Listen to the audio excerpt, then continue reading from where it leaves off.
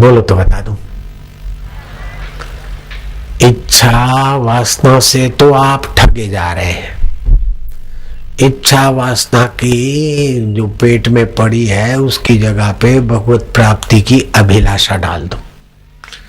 भगवत प्राप्ति की अभिलाषा इच्छा वासना का पेट फाड़ के भगवत रस प्रगटाएगी, भगवत आनंद प्रगटाएगी, भगवत सामर्थ्य प्रगटाएगी।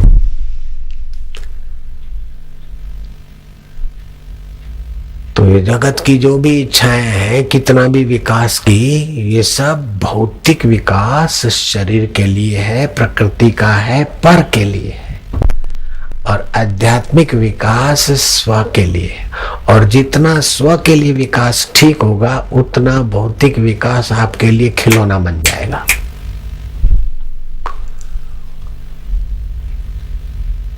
और जितना भौतिक विकास को महत्व देकर स्व की शांति खो बैठोगे तो उतना भौतिक में भी ठोकर खा खा के दुखी हो जाएंगे। प्रारब्ध अगर सहयोग नहीं दे रहा तो भौतिक विकास में आपको अड़चन आई, आप नहीं फले।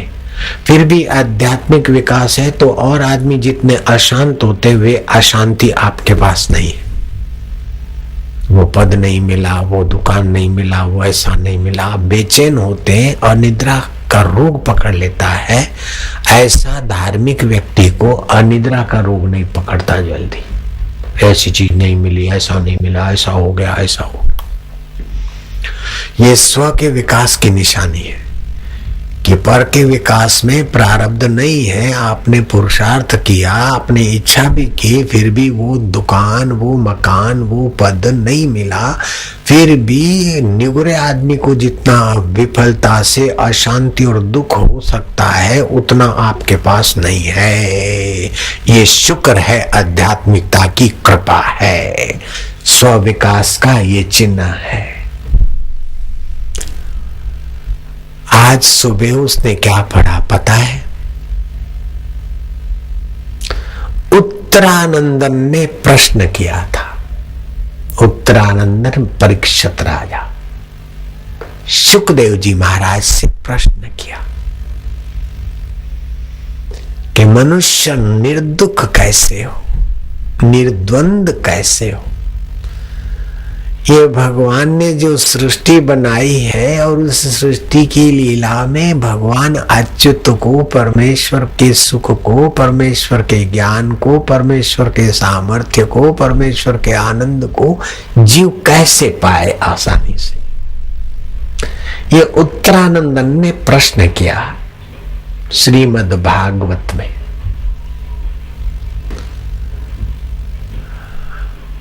और व्यास नंदन भगवान वेद व्यास के सुपुत्र शुकदेव जी महाराज, जिनके आगे देवता आते हैं और प्रार्थना करते कि उत्तरानंदन को तुम्हारे सत्संग के बदले हम स्वर्ग का अमृत पिला देंगे और लंबे समय तक स्वर्ग का सुख भोगे, और बदले में हमें आप सत्संग का दान करो। तो व्यास नंदन ने कहा कि तुम कांच का टुकड़ा देकर कोहिनूर का अदला बदली करना चाहते हो?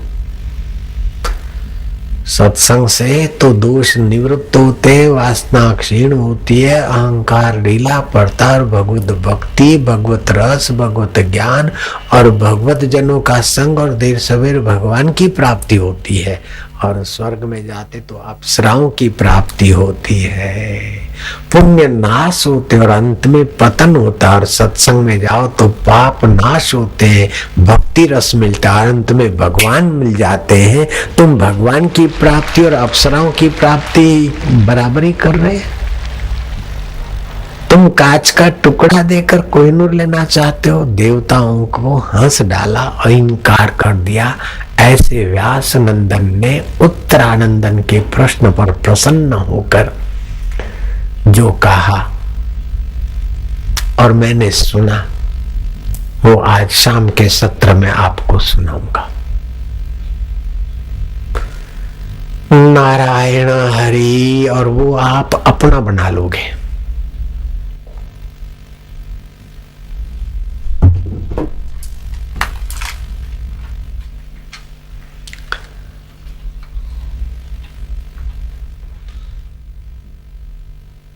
आज एकादशी है, हो सके तो उपवास कर लेना, मैंने तो किया है। और जो मोटे मोटे हैं वे खास उपवास का फायदा ले। उप माना नजीक वास, माना इष्ट के नजीक वास। उपवास से हम भूखे नहीं मरते, हमारे रोग भूखे मरते, हमारी वासनाएं भूखे मरती। और मर जाने दो उनको, निगुड़ियों को, तुम्हारे बाप का क्या जाता है। और एक दिन का उपवास खींचते तो दूसरे दिन भूख अच्छी लगती है, पाचन तंत्र और फुर्ती बढ़ती। अभी तो विज्ञानियों ने जांच किया कि जो बच्चे सुबह जल्दी से नाश्ता करते हैं, दोपहर को खाते हैं, रात को शाम को खाते हैं, उनकी पढ़ाई में इतनी गति नहीं है जितना सुबह नाश्ते बिना से रहने वाले बच्चों की पढ़ाई में प्रगति। और सुबह है भोर में जो तड़के नाश्ता पानी करते, फिर दोपहर को खाते, फिर शाम को या रात को ठासते, वे जितने बीमार पाए गए उतने वे बीमार नहीं होते जो नाश्ता बिना केवल भोजन करते 2 टाइम और हफ्ते में 15 दिन में उपवास खींचते। 90 वर्ष के आदमी का इंटरव्यू लिया गया कि तुम इतने जवान कैसे? उसने कहा कि हफ्ते में 1 दिन में उपवास कड़क करता। लेकिन उसका उपवास करना शरीर को तंदुरुस्त रखने का था। लेकिन यहाँ एकादशी शरीर की तंदुरुस्ती के साथ साथ मन को तंदुरुस्त, मति को, गति को तंदुरुस्त करके हृदय में भगवान का रस प्रगटाने वाली एकादशी का व्रत का महिमा ब्राह्मणों से सुना। राजा सुकेतु मान ने, राजा सुकेतु मान ने वहीं निवास करना पसंद किया, अच्छे लोगों के बीच, और एकादशी का दिन गुजार दिया। जंगल के दूर दरार में एकांत सरोवर में जो ब्राह्मण लोग बैठे थे अपना व्रत उपवास भजन में, राजा वहीं रह गए। दूसरे दिन पारना की, एकादशी के दिन 7 चने लेकर भुने हुए और भगवान अच्युत का स्मरण करके पीछे फेंके जाते और फिर 7 चने खा लिए जाते, थोड़े चने और भी खा सकते, और फिर अंजलि लेकर एकादशी का व्रत 12 को खोला जाता है। हम बच्चे थे तो हमको किसी ने बताया, उस ढंग से हम करते थे। तो जब हम थोड़े आगे चल के गुरु के द्वार पे गए और कुछ भगवान की गुरु की कृपा हुई तो सोचा कि अब जो जानना था जान लिया, पाना तो पा लिया, अब उपवास क्या जरूरत है। तो हमने एकादशी छोड़ी और हो गए मोटे और फालसी में ले रहा ने सारी एकादशी एक साथ में करा दी जख मार के। फालसी मलेरिया ने ऐसी एकादशियां करा दी कि अब मुझे पता चलता है कि अगर फालसी मलेरिया की तकलीफ नहीं सहना होता तो एकादशी का व्रत नहीं छोड़ते तो ये तकलीफ नहीं होती। जितना खाना है प्रारब्ध वेग से उतना ही खाना, नहीं तो फिर बीमार करके भी रोटी छुड़ाती है प्रकृति। तो उपवास करके भगवान का भजन करके क्यों ना बादशाह बन जाओ भाई। नारायण हरि नारायण। अब तो मैं एकादशियां करता हूँ और जब से एकादशियां करता हूँ तब से तुमने देखा होगा मेरी जवानी लौट रही है और बुढ़ापा भाग रहा है, स्फूर्ति बढ़ रही है, स्मार्टनेस बढ़ रही है, लाली मेरे लाल की चमक दमक बापू की निराली। लगता है कि नहीं लगता? हाँ। खैर राजा ने उपवास खोला। लंघनम परम औषधम। रात्रि का जागरण, भगवत जनों का संग, सत्संग राजा के चित्त में प्रसन्नता पुण्याई लाया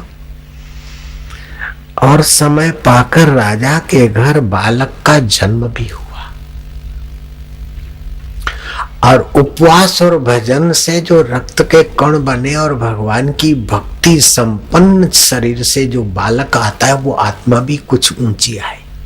भगवान शिव जी ने कहा है उसकी माता धन्य है, उसके पिता धन्य है, उसका कुल और गोत्र धन्य है जिनके हृदय में गुरु भक्ति। राजा ने गुरुओं का ब्राह्मणों का सानिध्य लेकर उपवास किया, सत्संग सुना।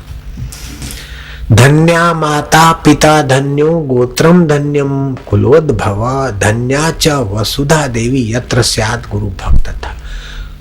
कुलोद्भव जो उनके कुल में उत्पन्न होता है वो भी धन्य है। तो ऐसा बालक राजा के घर जन्म हुआ।